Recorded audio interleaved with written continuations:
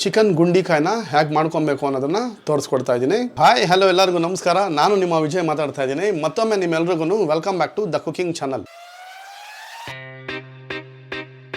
Chicken ಗುಡ್ದ fry ಮಾಡೋದಕ್ಕೆ ಬೇಕಾಗಿರುವಂಥ ಪದಾರ್ಥಗಳನ್ನ ನೋಡಿಕೊಂಡು ಆಮೇಲೆ ಅದನ್ನು ಮಾಡುವಂಥ ವಿಧಾನಗಳನ್ನ ಈಗ ನೋಡ್ಕೋಣ ಬನ್ನಿ. ಚಿಕನ್ ಗುಂಡಿಕಾಯಿನ ಅರ್ಧ kg ಅಷ್ಟು ತೊಗೊಂಡು ನೀಟಾಗಿ ತೊಳೆದಿಟ್ಕೊಂಡು ಅದನ್ನ ಈ ರೀತಿ ಕಟ್ ಮಾಡಿ ಇಟ್ಕೊಂಡಿರುವಂಥದ್ದು. ಅಂದರೆ ಒಂದು ಗುಂಡಿಕಾಯಿನಲ್ಲಿ 4 ಪೀಸ್ ಮಾಡಿ, 1 ಟೀ ಸ್ಪೂನು ಜೀರಿಗೆ, 1 tea spoon garlic ginger paste, ಖಾರ ಪೌಡ್ರು 1 ಟೀ ಸ್ಪೂನು, ಅರಿಶಿನ ಪೌಡ್ರು ಅರ್ಧ ಟೀ ಸ್ಪೂನು, ಕೈನಲ್ಲಿ ಕುಟ್ಟು ಇಟ್ಕೊಂಡಿರುವಂಥ ಕರಿಮೆಣಸಿನ ಪೌಡ್ರು 1 ಟೀ ಸ್ಪೂನ್ ಅಷ್ಟು, 1 ಟೀ ಸ್ಪೂನು ಜೀರಿಗೆ, 1 ಟೀ ಸ್ಪೂನು ಉಪ್ಪು, 40 ml ಅಷ್ಟು ಅಡಿಗೆ ಎಣ್ಣೆ, 4 ಹಸಿಮೆಣಸಿನಕಾಯಿ, 1 ಇಂಚು ಚಕ್ಕೆ, 3 ಏಲಕ್ಕಿ, 5 ಲವಂಗ, 1 ದೊಡ್ಡ ಸೈಜಿನ ಪಲಾವಿನ ಎಲೆ, ಕಲ್ಲುವ 2, ಚಾಟ್ ಮಸಾಲ ಅರ್ಧ ಟೀ ಸ್ಪೂನ್ ಅಷ್ಟು, ತೊಳೆದಿಟ್ಕೊಂಡಿದ್ದಂತ ಗುಂಡಿಕಾಯಿಗೆ ಅರ್ಧ ಟೀ ಸ್ಪೂನ್ ಅಷ್ಟು ಅರಿಶಿನ ಸೇರಿಸ್ಕೊಂತ ಇರೋದು. ಅದ್ರ ಜೊತೆಯಲ್ಲಿ 1 ಟೀ ಸ್ಪೂನ್ ಅಷ್ಟು ಶುಂಠಿ ಬೆಳ್ಳುಳ್ಳಿ ಪೇಸ್ಟ್ ಕೂಡ ಹಾಕೋಣ. ಎರಡನ್ನೂ ಹಾಕೊಂಡಾದ್ಮೇಲೆ ಪೂರ್ತಿಯಾಗಿ ಮಿಕ್ಸ್ ಮಾಡ್ಕೊಂತ ಇರೋದು. ಈ ರೀತಿ ಮಿಕ್ಸ್ ಮಾಡ್ಕೊಂಡಾದ್ಮೇಲೆ ಸುಮಾರು ಒಂದು 20 ನಿಮಿಷ ಇದನ್ನ ಮ್ಯಾರಿನೇಷನ್ ಅನ್ನೋ ತರ ಇಟ್ಕೊಂಬೋಣ. ಅಷ್ಟರಲ್ಲಿ ಒಂದು ಮಸಾಲಾ ಪೌಡರ್ನ ರೆಡಿ ಮಾಡ್ಕೋಣ. ಮೊದಲನೇದಾಗಿ ಸ್ಟವ್ ಹಚ್ಕೊಂಡಿರೋದು. ಸ್ಟವ್ ಮೇಲೆ ಕಡಾಯಿನ ಇಟ್ಕೊಂಡಿದ್ದೀನಿ. ಕಡಾಯಿ ಒಂಚೂರು ಬಿಸಿ ಆಗ್ಲಿ. ಕಡಾಯಿ ಈಗ ಬಿಸಿಯಾಗಿ ಆಗಿತ್ತು. ಈಗ ಮೊದಲನೇದಾಗಿ ಇದಕ್ ಮೇಲೆ ಜೀರಿಗೆನ ಹಾಕೊಂತ ಇರೋಂಥದ್ದು. ಜೀರಿಗೆ ಜೊತೆಯಲ್ಲಿ ಧನಿಯನ್ ಕೂಡ ಸೇರಿಸ್ಕೊಂಬೋಣ. ಒಂದು ಮೀಡಿಯಂ ಫ್ಲೇಮ್ ನಲ್ಲಿ ಇಟ್ಕೊಂಡು ಸ್ವಲ್ಪ ಇದನ್ನ ಗರ್ಗರಿ ಆಗೋವರೆಗೂ ಸ್ವಲ್ಪ ಹುರ್ಕೋಣ. ಜೀರಿಗೆನು ಮತ್ತು ಧನಿಯಾ ಈಗ ಫ್ರೈ ಆಗಿದಾಯ್ತು. ಈಗ ಇದೇ ಹಂತದಲ್ಲೇ ಚಕ್ಕೆ, ಲವಂಗ ಮತ್ತು ಏಲಕ್ಕಿನ ಕೂಡ ಸೇರಿಸ್ಕೊಂತ ಇರೋಂಥದ್ದು. ಇದ್ರ ಜೊತೆಲಿ ಈಗ ಮೆಣಸಿನಕಾಯಿ, ಕಲ್ಲುವ ಮತ್ತು ಎಲೆನ್ ಕೂಡ ಈಗ ಸೇರಿಸ್ಕೊಂಬೋಣ. ಎಲ್ಲಾ ಪದಾರ್ಥಗಳನ್ನು ಒಂದೇ ರೀತಿಯಲ್ಲಿ ಈಗ ಹುರ್ಕೋಣ. ಎಲ್ಲಾ ಪದಾರ್ಥಗಳು ಹುರ್ಕೊಬೇಕಾದ್ರೆ ಇದ್ರ ಸುವಾಸನೆ ಬಹಳ ಅಂದ್ರೆ ಬಹಳ ಗಮ್ ಅಂತ ಇರ್ತದೆ. ಒಂದು ಸ್ಲೋ ಫ್ಲೇಸ್ ಅಲ್ಲಿ ಇಟ್ಕೊಂಡು ಹುರ್ಕೊಬೇಕು. ಹೈ ಫ್ಲೇಮ್ ಅಲ್ಲಿ ಮಾಡ್ಕೊಬೇಡಿ, ಎಲ್ಲ ಸೀದೋಗ್ಬಿಟ್ರೆ ಕಂಪ್ಲೀಟ್ ಆಗಿ ಇದ್ರದ್ದು ಫ್ಲೇವರ್ ಚೇಂಜ್ ಆಗ್ಬಿಡ್ತಿದೆ. ಎಲ್ಲಾ ಪದಾರ್ಥಗಳು ಹುರ್ಕೊಂಡಿದ್ದಾಯ್ತು. ಈಗ ಸ್ಟವ್ನ ಟರ್ನ್ ಆಫ್ ಮಾಡ್ಕೊಂಡು ಇದನ್ನ ಇದೇ ರೀತಿ ತಣ್ಣಗಾಗೋದಕ್ಕೋಸ್ಕರ ಬಿಟ್ಕೊಂಬೋಣ. ಹುರ್ಕೊಂಡಿದ್ದಂತ ಎಲ್ಲಾ ಪದಾರ್ಥಗಳು ತಣ್ಣಗಾಗಿದ್ದಾಯ್ತು. ಈಗ ಇದನ್ನ ಪೌಡರ್ ಮಾಡ್ಕೋಣ. ಫೈನ್ ಪೌಡರ್ ಮಾಡ್ಕೊಂಡಿದ್ದಾಯ್ತು. ಇದರಲ್ಲಿ ಎಷ್ಟು ಪೌಡರ್ ಮಾಡ್ಕೊಂಡಿದೀವಿ ಅಷ್ಟು ಏನು ಹಾಕ್ಬೇಕಾಗಿಲ್ಲ. ಆದ್ರೂ ಕೂಡ ಇದನ್ನ ಈಗ ಒಂದು ಸೈಡ್ ನಲ್ಲಿ ಇಟ್ಕೋಣ.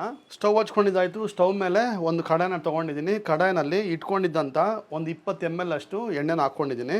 ಎಣ್ಣೆ ಈಗ ಬಿಸಿಯಾಗಿದ್ದಾಯ್ತು. ಮ್ಯಾರಿನೇಷನ್ ಮಾಡೋದಕ್ಕೆ ಇಟ್ಕೊಂಡಿದ್ವಲ್ಲ ಗುಂಡಿಕಾಯಿಗಳನ್ನ, ಅದನ್ನ ಇವಾಗ ಇದ್ರೊಳಗೆ ಸೇರಿಸ್ಕೊಂತಾರಂಥದ್ದು.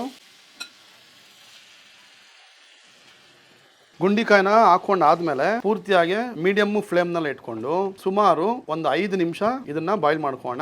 ನೀರೇನು ಆಗ್ಬಾರ್ದು, ಇದ್ರೊಳಗೆ ಇರುವಂತ ನೀರೇ ಬಿಟ್ಕೊಂತಾರೆ. ಈಗ ಇದ್ರ ಮೇಲೀಗ ಒಂದು ಲಿಡ್ ನ ಕ್ಲೋಸ್ ಮಾಡ್ಕೊಂಡು ಹಾಗೆ ಬಿಟ್ಕೊಂಬೋಣ.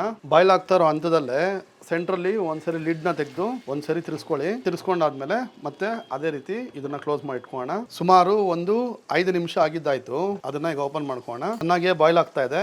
ಈಗ ಇದೇ ಹಂತದಲ್ಲಿ ಇಟ್ಕೊಂಡಿದಂತ ಎಣ್ಣೆನ ಕೂಡ ಸೇರಿಸ್ಕೊಂತ ಇರೋದು. ಎಣ್ಣೆ ಏನಾದ್ರೂ ನಿಮ್ಗೆ ಸ್ವಲ್ಪ ಜಾಸ್ತಿ ಅನ್ನಿಸ್ತು ಅಂದ್ರೆ ಒಂದು 20 ರಿಂದ 30 ml ಅಷ್ಟು ಹಾಕೊಳ್ಳಿ. ನಾವು ಸ್ವಲ್ಪ ಜಾಸ್ತಿ ಆಗಿರೋದ್ರಿಂದ ಅದನ್ನ 40 ml ಅಷ್ಟು ಹಾಕೊಂಡಿದ್ದೀನಿ. ಈಗ ಈ ಹಂತದಲ್ಲಿ ಸುಮಾರು ಒಂದು ಅರ್ಧ ಟೀ ಸ್ಪೂನ್ ಅಷ್ಟು ಪುಡಿ ಉಪ್ಪನ್ನ ಉದುರಿಸ್ಕೊಂತ ಇರೋದು. ಉಪ್ಪನ್ನ ಈಗ ಕಮ್ಮಿ ಹಾಕೊಂಡಿರಿ, ಆಮೇಲೆ ಬೇಕು ಅಂದ್ರೆ ಮತ್ತೆ ಹಾಕೊಬಹುದು. ಉಪ್ಪೆಲ್ಲ ಹಾಕೊಂಡ್ ಆದ್ಮೇಲೆ ಒಂದ್ಸರಿ ಕಲ್ಸ್ಕೊಂಡಾದ್ಮೇಲೆ ಸುಮಾರು ಇನ್ನೊಂದು 10 ನಿಮಿಷ ಇದೇ ರೀತಿ ಚೆನ್ನಾಗಿ ಬಾಯ್ಲ್ ಆಗೋದಕ್ಕೋಸ್ಕರ ಇಟ್ಕೋಣ.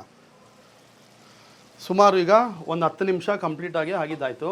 ಚೆನ್ನಾಗಿ ಬೆಂದಿದೆ. ಫ್ಲೇಮು ಸ್ವಲ್ಪ ಲೋ ಮಾಡ್ಕೊಂಡು ಈಗ ಫ್ಲೇಮು ಲೋ ಮಾಡ್ಕೊಂಡಾದ್ಮೇಲೆ ಇಟ್ಕೊಂಡಿದ್ದಂತ ಎಲ್ಲ ಮಟನ್ ಪೀಸ್ನು ಈ ರೀತಿ ಒಂಥರ ಹಿಂಗ್ ಮೂಲೆಗೆ ಮಾಡ್ಕೋಣ. ಈಗ ಇಲ್ಲಿ ಕರ್ಬೇವನ್ನ ಸೇರಿಸ್ಕೊಂತ ಇರೋಂಥದ್ದು. ಕರ್ಬೇವನ್ನ ಸೇರಿಸ್ಕೊಂಡ್ ಆದ್ಮೇಲೆ ಇಟ್ಕೊಂಡಿದ್ದಂತ ಖಾರ ಪೌಡರ್ನ ಕೂಡ ಈಗಲೇ ಹಾಕೊಂತ ಇದ್ದೀನಿ. ಖಾರ ಪೌಡ್ರು ಎಣ್ಣೆಲಿ ಹಾಕೋದ್ರಿಂದ ಕಲರು ತುಂಬಾ ಚೆನ್ನಾಗಿ ಬಿಟ್ಕೊಂತಿದೆ. ಈಗ ಆವಾಗ ಗ್ರೈಂಡ್ ಮಾಡ್ಕೊಂಡ್ವಲ್ಲ ಪೌಡ್ರು, ಅದನ್ನ 1 ಟೀ ಸ್ಪೂನ್ ಅಷ್ಟು ಈಗ ಸೇರಿಸ್ಕೊಂತ ಇದ್ದೀನಿ. ಎಲ್ಲ ಹಾಕೊಂಡ್ ಆದ್ಮೇಲೆ ಒಂದ್ಸರಿ ರೀತಿ ತಿರ್ಸ್ಕೊಂಬೋಣ. ನೀರ್ನ ಯಾವುದೇ ಕಾರಣಕ್ಕೂ ಸೇರಿಸ್ಕೊಂಬಾರ್ದು. ಗೊಜ್ಜು ನೋಡಿರಲ್ಲ ಎಷ್ಟು ಸುಪೀರಿಯರ್ ಆಗಿದೆ. ಎಲ್ಲಾನು ಹಾಕೊಂಡ್ ಆದ್ಮೇಲೆ ಒಂದ್ಸರಿ ಇದನ್ನ ಉಪ್ಪೆ ಆಗಿದೆ ಅನ್ನೋದನ್ನ ಚೆಕ್ ಮಾಡ್ಕೋಣ.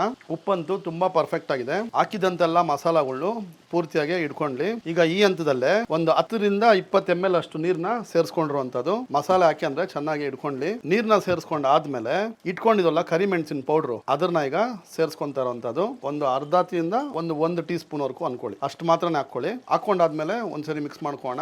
ಪೂರ್ತಿಯಾಗಿ ಮಿಕ್ಸ್ ಮಾಡ್ಕೊಂಡ್ ಆದ್ಮೇಲೆ ಒಂದು 5 ನಿಮಿಷ ಎಣ್ಣೆ ಸಪರೇಟ್ ಆಗೋವರೆಗೂ ಇದ್ರ ಮೇಲೆ ಕ್ಲೋಸ್ ಮಾಡಿ ಇಟ್ಕೋಣ ಮೀಡಿಯಂ ಫ್ಲೇಮ್ ನಲ್ಲಿ. ಎಣ್ಣೆ ಈಗ ಸಪರೇಟ್ ಆಗ್ತಾ ಇದೆ. ಈಗ ಇದೇ ಹಂತದಲ್ಲೇ ಒಂದು 1/4 ಲೋಟ ಅಷ್ಟು ನೀರ್ನ ಸೇರಿಸ್ಕೊಳ್ಳಿ. ಸೇರಿಸ್ಕೊಂಡಾದ್ಮೇಲೆ ಒಂದ್ಸರಿ ಕಲ್ಸ್ಕೊಂಬೋಣ.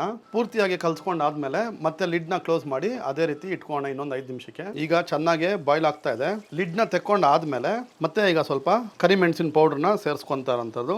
ಮಿಕ್ಸಿನಲ್ಲಿ ಗ್ರೈಂಡ್ ಮಾಡಿ ಇಟ್ಕೊಂಡಿದ್ದಲ್ಲ ಆ ಪೌಡ್ರನ್ನು ಕೂಡ ಈಗ ಒಂಚೂರು ಸೇರಿಸ್ಕೋಣ. ಒಂದು ಮಿಕ್ಸ್ ಕೊಟ್ಕೊಳ್ಳಿ. ಇದು ಸ್ಟಾರ್ಟರ್ಸ್ ಆಗಿ ಭಾಳ ಅಂದ್ರೆ ಭಾಳ ಚೆನ್ನಾಗಿರ್ತದೆ. ಖಂಡಿತವಾಗ್ಲೂ ನೀವು ಕೂಡ ಒಮ್ಮೆ ಟ್ರೈ ಮಾಡ್ಕೊಂಡು ನೋಡಿ. ತುಂಬಾ ಅಂದ್ರೆ ತುಂಬಾ ಚೆನ್ನಾಗಿರ್ತದೆ. ಗೆಟ್ ಟುಗೆದರ್ ಮನೇಲಿ ಏನಾದ್ರು ಸ್ಮಾಲ್ ಪಾರ್ಟಿ ಇದ್ದಾಗ ಒಂದು ಸ್ಟಾರ್ಟರ್ಸ್ ಆಗಿ ಇದನ್ನ ಮಾಡ್ಕೊಡ್ಬೋದು. ಈಗ ಇದ್ರ ಮೇಲೆ ಲಿಡ್ ಏನು ಕ್ಲೋಸ್ ಮಾಡೋದು ಬೇಕಾಗಿಲ್ಲ. ಇದೇ ರೀತಿ ಇಟ್ಕೋಣ. ಆದಷ್ಟು ಇದರಲ್ಲಿರುವಂಥ ನೀರಿನ ಅಂಶ ಎಲ್ಲ ಫುಲ್ ಆಗಿ ಡ್ರೈ ಆಗಲಿ. ಉಪ್ಪು ಒಂದ್ಸರಿ ಚೆಕ್ ಮಾಡ್ಕೋಣ.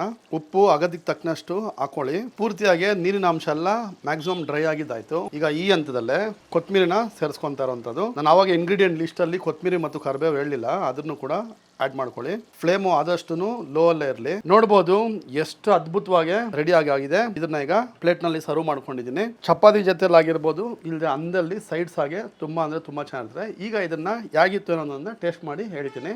ಈಗ ಮಾಡ್ಕೊಂಡಿದ್ದಂತೂ ಆಯ್ತು, ಅದನ್ನ ಯಾಗಿತ್ತು ಅನ್ನೋದನ್ನ ಟೇಸ್ಟ್ ಮಾಡ್ಕೊಂಡು ಹೇಳ್ತೀನಿ. ಯಾವ್ದಾದ್ರು ಪಾರ್ಟಿ ಇರಬೇಕಾದ್ರೆ ಅದ್ಭುತವಾಗಿರುತ್ತೆ ಇದು ಸೈಡ್ಸ್ ಆಗಿ.